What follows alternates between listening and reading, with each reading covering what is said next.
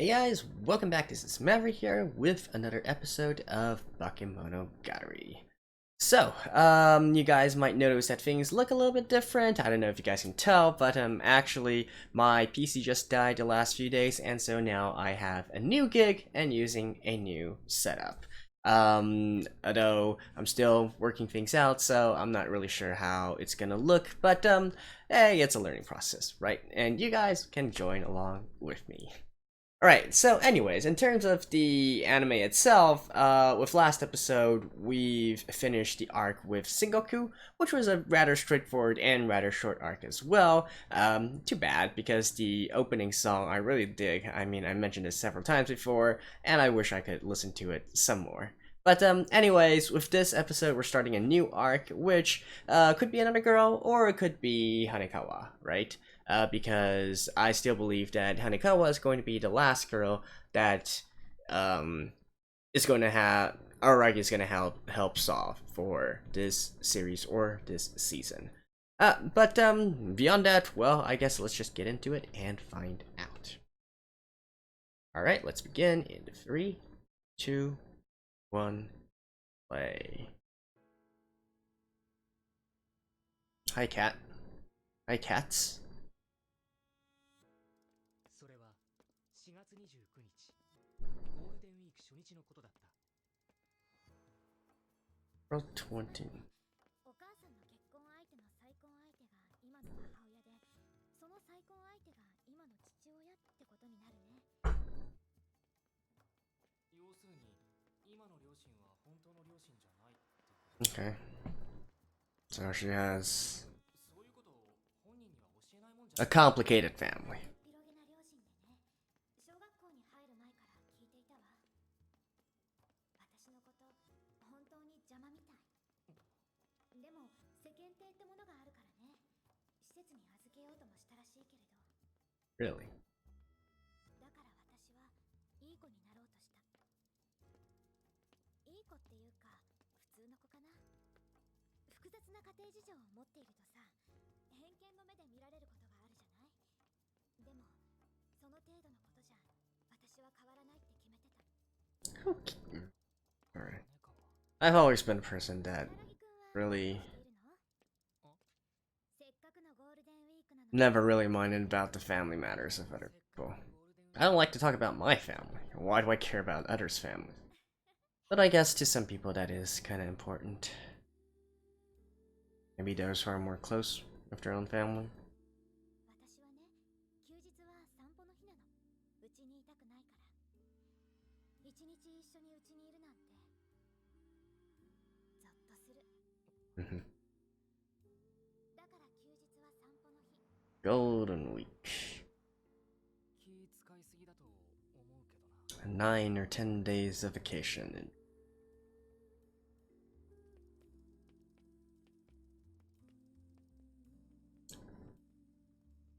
For normal working people anyway. I mean, if you're in a service industry or whatnot, you probably can't really take advantage of that. 約束する。 Domestic abuse? Yeah. 殴られたって。 Wait, does domestic abuse only apply to だって考えてみてよ。 husband and wife?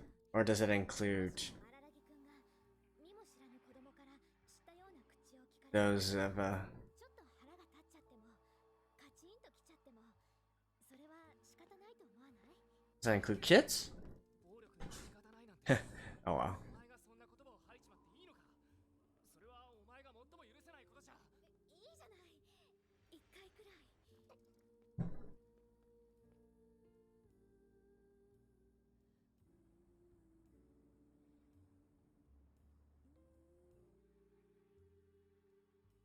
約束したよね、荒木くん。誰にも言わないって約束してくれたよね。でもそんな約束なんて。 お願い、荒木くん。このことは誰にも言わないでください。黙っててくれたら私何でもするから。お願いします。ああ、わかったよ。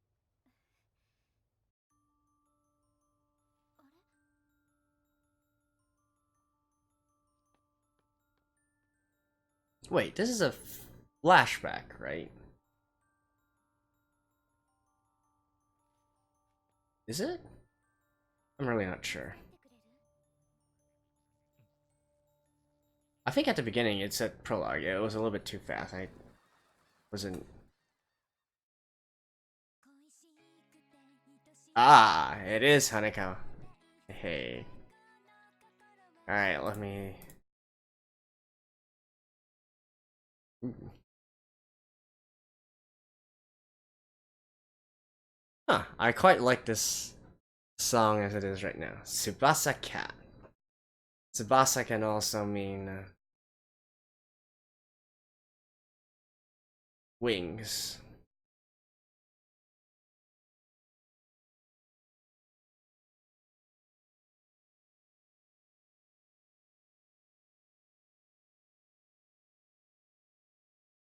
Portugal, United Arab Emirates, really?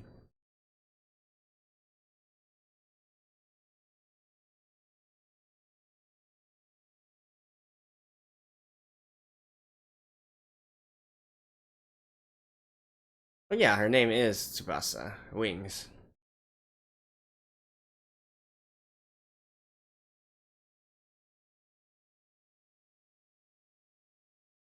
Ooh, wow. That was interesting.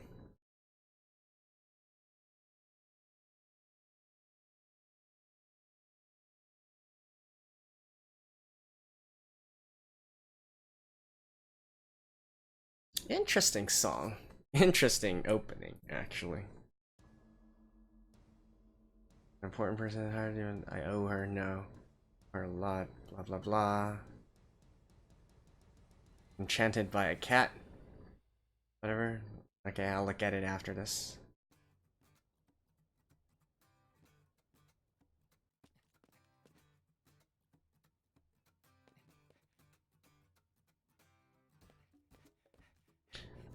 I think Aragi.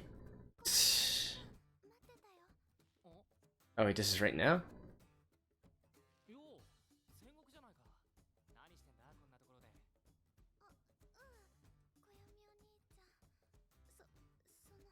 お兄ちゃん、改めてお礼と思って。ああ、それならカンバルの方にこそ礼言っとけよ。カンバル、もう断ったの？でもカンバルさん、なでこが声をかける前に目にも止まらないものすごいスピードで走り去っていっちゃったから。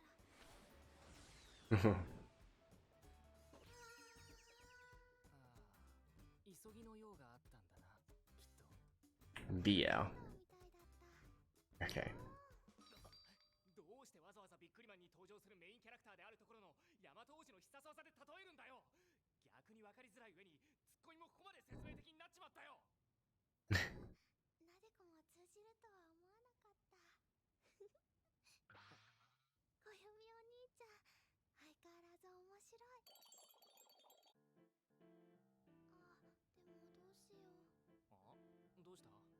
カンバルさんには他にも用事があったんだ。そうなのか？なんならそれ、僕が請け負ってやってもいいぞ。カンバルに礼を言わなきゃいけないってんなら、僕もそうだし。でも、そんなの暦お兄ちゃんに悪いし。悪いとか言うなよ。僕はそれくらいのこと用事だなんて思わない。任せとけって。そう？じゃあ暦お兄ちゃんに頼む。Oh? はい。洗濯してきれいにしたから、暦お兄ちゃんから返してもらえるなら、そうしてちょうだい。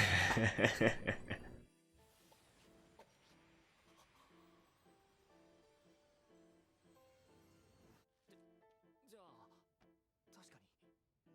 そうだ、戦国。ちょっと聞きたいことがあるんだけどいいかな。何？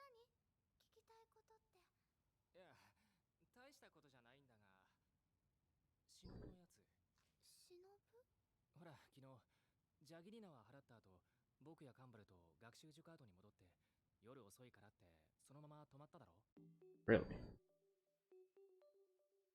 そこにいた金 Oh, okay. Oh, that's a school? Alright. 僕がいない時にお前に何か喋ったりした？そうか。あの子、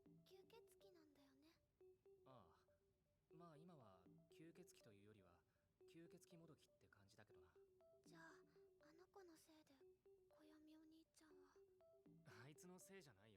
Just don't. 僕のせいだ。それに怪異に責任を求めるのは間違っている。あいつらはただ単にそういう風にそうであるだけなんだから。怪異にはそれにふさわしい理由がある。それだけのことだ。そうだね。まあお前はもう余計なことはあんまり考えるなよ。普通の生活に戻ればいいだけの話だ。まあ何かあったら相談に来いよ。 I feel like once you're in this, you can't really 手っ取り早いんだけどな。そうかな。leave it. まあでも釘を刺されたところなんだよな。気軽にあいつに頼ってばかりいるわけにもいかない。ドラえもんの秘密道具にばかり頼ってると。What are you using the swimsuit for, Aragi? 実際星野さんのお守り本当にドラえもんの秘密道具みたいだったもんね。天才ヘルメットと技術手袋みたいだった。だからどうしてわざわざ大長編ドラえもんにしか登場していないようなマイナーな秘密道具で。 Alright, so she's quite a bit of a nerd herself. ドアとかで例えろよ。欲しいところに欲しいツッコミを入れてくるよね、暦お兄ちゃんって。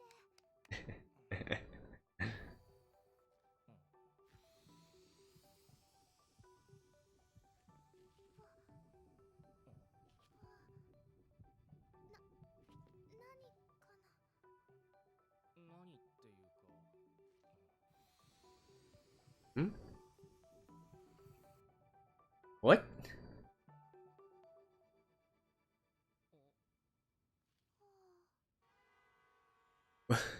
前を相手にするのはなんだか男としての器を測られている感じがするな。いや、まあなんでもない。そういえば暦お兄 What just happened there? そのしのぶちゃんのことなんだけど、忍ぶ？あの子ずっとなでこのこと睨んでた。あの子が暦お兄ちゃんと星野さんを見る時の目と、なでことカンバルさんを見る時の目は違ったと思う。男を見るときの目と女を見るときの目が違ったって話か？なでこは人の視線には敏感だから、そういうのわかる。あれ、荒木くんじゃない。何してるのそんなところで。ああ、羽川。こいつ昨日話した。Hmm?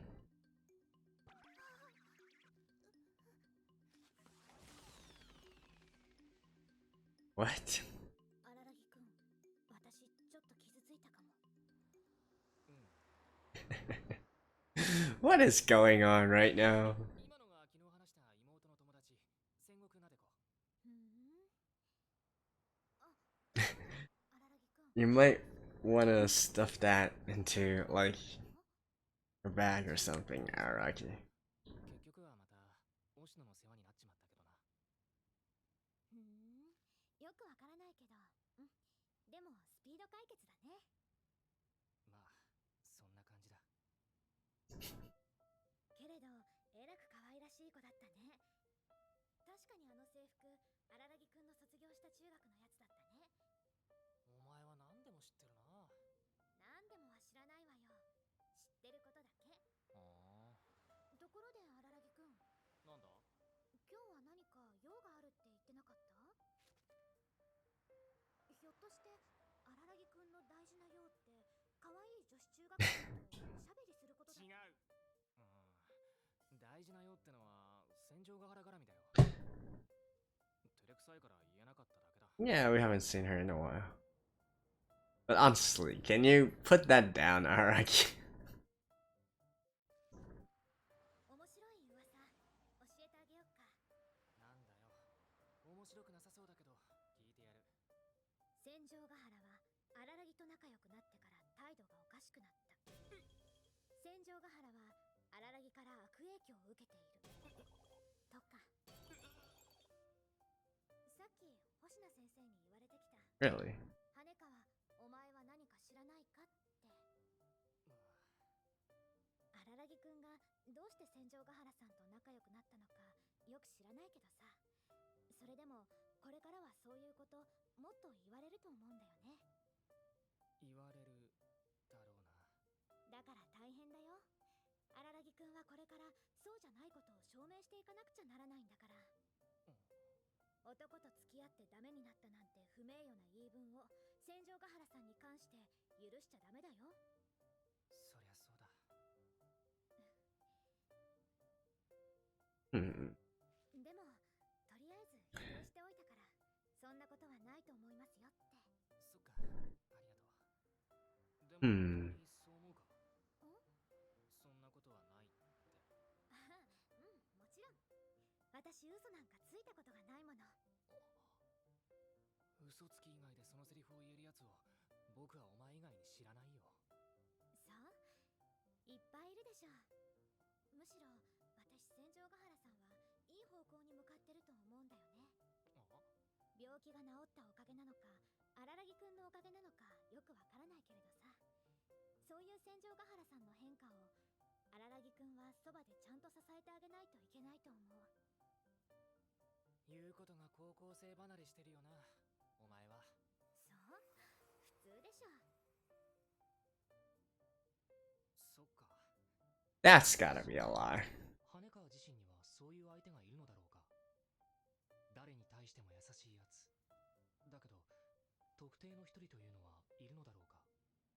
おい、 You? 何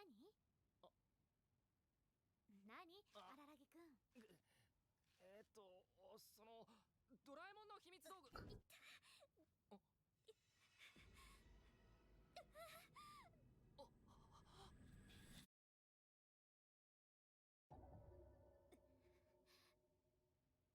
おい、大丈夫か？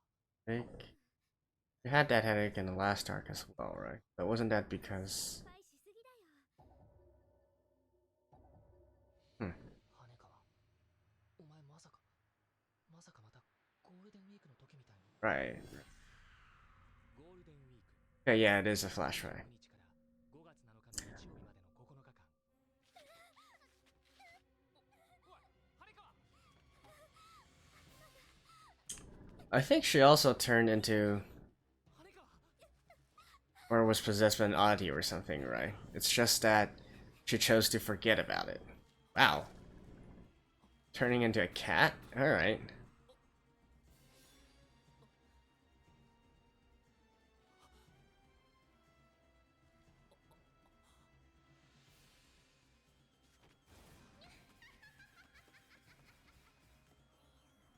彼女は猫に見せられた。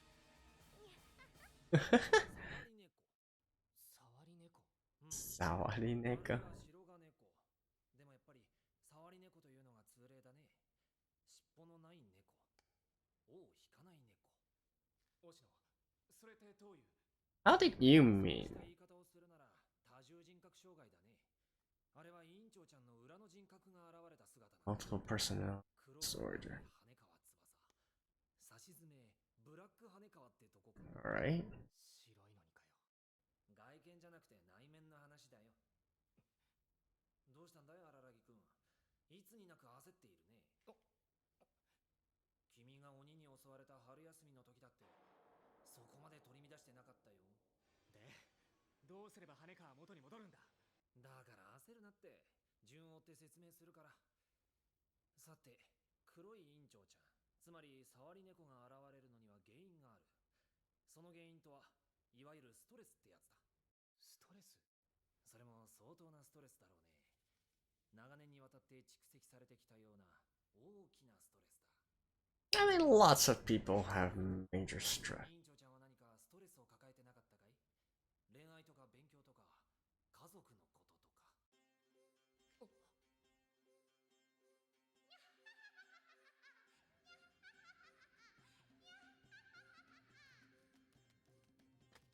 ブラック羽川は夜な夜な町の人たちに Really? Wow. そうすることで羽川のストレスを解消しようとしていたのだ。 Observe? 特性はエナジードレイン。テレビゲームなんかによく出てくる触れたものの体力、勢力を根こそぎ吸収するというあれだ。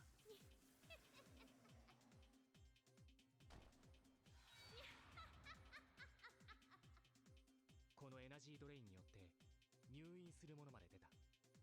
2名の入院患者、最も重体になった2人で一番最初の被害者でもある2人、そして羽川のストレスの原因でもある2人。 Oh, her family?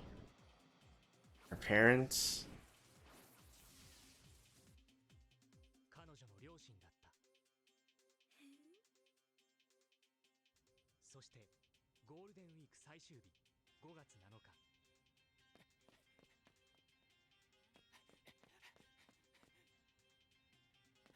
Okay, you solved it. お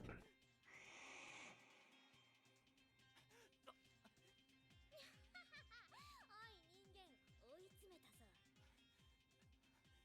ちょろちょろと俺をつけ回して何をしたいのかは分からにゃいが無駄なことにゃ。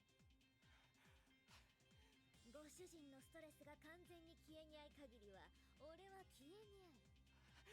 そうだにゃ、あと1年はストレス解消しにゃいと。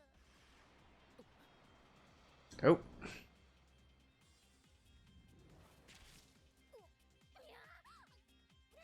忍ぶ。いや、この頃はまだ忍という名前はなかったけど、吸血鬼である彼女の特性もまた触り猫と同じくエナジードレインだ。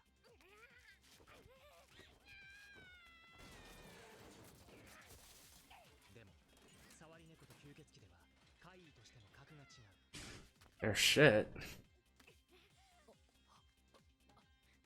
羽川のストレスの権下ともいえる触り猫は忍のエナジードレインによって消え去った。羽川のストレスは一応解消されたのだ。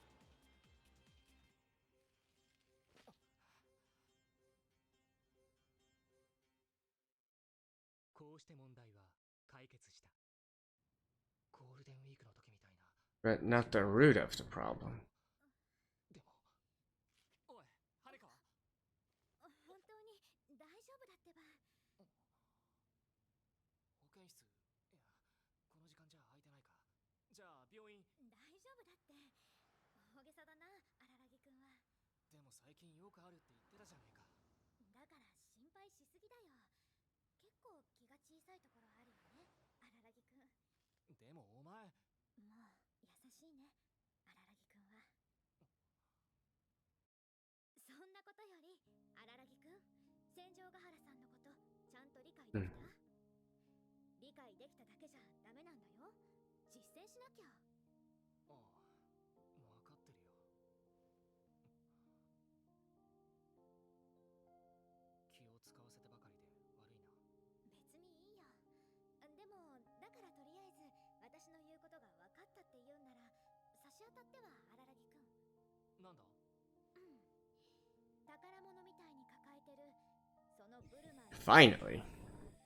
カバンにしまうくらいのことはしたらどうかな。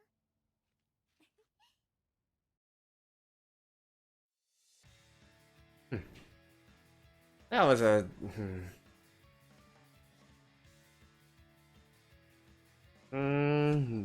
Oh well, don't really know what to say of that. See you guys after the ending. Alrighty, so as expected from this arc on, it is Hanekawa's turn.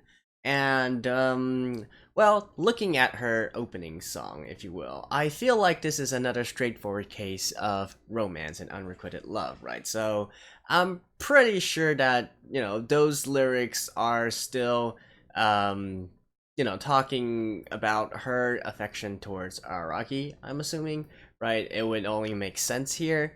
And so yeah, I feel like that's basically the whole thing here, right? We do get a little bit more backstory in regards to all the characters, such as the fact that she was the one who helped Araki over spring break. We see that in the flare text at the beginning there. And I assume I kind of forgot already, but I think spring break is around the time when Araki turned into a vampire, so maybe he was experiencing some problems then, and Hanekawa helped him out, and so Araki feels he is very in debt towards her, right? And that's basically it. And then so I guess from that point on, they became closer and closer. And then Hanekawa, had this incident with the cats, right? We also learned a little bit more about her own backstory, right? And specifically the source of her distress, which is family matters, which, I mean, again, this is pretty straightforward. Now, the thing here is, though, I wonder if her problem is actually being exaggerated by the fact that Aragi is actually in a relationship with Senjugaha right now, right? So if my theory is correct, and her entire problem is that she has feelings towards Aragi, but she's chosen to not say them, then that of course would be stress as well, right? And so it would make logical sense then that her symptoms are sort of reappearing right now because there's more and more stress that she is facing. So, and the last time she maybe relieved some of her stress because she was being possessed by the oddity, and now more stress as well, right? And it's really interesting in terms of her lyrics again, saying that she's not really the angel you think I am, and my words will be distorted and so on and so forth, right? In some sense, you could also say that is, that is going back to how currently Araki views her, which is that, or honestly, how everybody views her, right? Like being very nice, being very kind, helping others, and so on and so forth. And so she's the opposite of that, right? Like that's not too much to talk about. I do, however, wonder if this is going to be one of those situations where she already knew of Araki before the incident over spring break, right? Now, again, I don't really know how far back their relationship goes. They might have known each other for a long time already, but I'm just saying that I see the possibility of a situation playing out where, Hanekawa was already aware of Araki from a long time ago and, used that opportunity to get closer to him, right? So that could also be a possibility. But anyways, long story short, I feel like her entire problem stems from the fact that she has feelings towards Araki but can't act upon them, right? And I do think that is the root cause of the problem right now. Okay. And beyond that, not really that much else to say. Oh, and there's this Doraemon reference here. It's not really that big of a deal, but it's interesting, so I thought I'd mention it because I recently just realized that a lot of the Western world does not know about Doraemon, right? Which, I mean, to be fair, it is an anime, or it's more of a cartoon, I guess you could say, because it's aimed towards kids, right? So obviously, it's not going to be something that normal anime watchers are going to watch. But I just, it's just the huge cultural difference between those in Asia, where we basically know of Doraemon even if we don't actively watch it, and we know all the references within it, versus those in the West, right? Like, I'm sure a lot of you guys probably had no idea what Sengoku was talking about, and Araki was talking about in regards to the reference different kinds of tools, as well as what exactly is a more popular reference and what is a more obscure reference, right? So the examples that Araki brought up, the sort of copter thingy which you put on your head and allows you to fly, as well as the anywhere door, which literally a door and then you open it and you can step out into anywhere in the world. Those are like, I don't know. It's part of culture now. Like there's literally nobody that doesn't know these kinds of things. These two items in Asia, I feel. So just I'm not really going anywhere with this. It's just that because only recently I realized. Well, I guess it's always. I've always subconsciously knew this, but at the same time, it's never not something that you would actively think about and then be like, oh yeah, hey, that's the situation, right? Because I mean, how often do you encounter these type of situations where you need to ask, does the Western world know about Doraemon? So I just thought it was a fun little trivia fact to share. And also, one thing that got me puzzled in this episode was the scene where, I know, Araki was sort of, kind of sexually harassing Sengoku. And also, I can't really make up my mind if Araki is a pervert or not. Like, I mean, sure, everybody has their sexual desires and whatnot, but I thought Araki was the type that couldn't really act on them, right? Especially if we go back to the earlier episodes when he first met Senjugahara and she was taking a bath and whatnot. Aragi acted quite prude then, right? The more typical archetype of this kind of character is that they have, they do have these sexual desires and whatnot, but they're too cowardly or too chicken to act on them, and so on and so forth, right? But here we see that Aragi just takes back the swimsuits and the bloomers and whatnot with no hesitation at all. He just reaches down and grabs up Sengoku's skirt. So I don't know. It's really hard for. And why was that scene in there right there anyways, right? I don't know. That didn't really make any sense to me. If somebody could explain like what exactly was going on through Aragi's mind during that scene, it would be much appreciated. So, anyways, a little bit quick cover review, but I feel like we haven't really gotten into the story yet. So, I guess we shall just wait until the next episode. And hopefully my hypothesis is correct. Alrighty, see you guys next time. Bye-bye.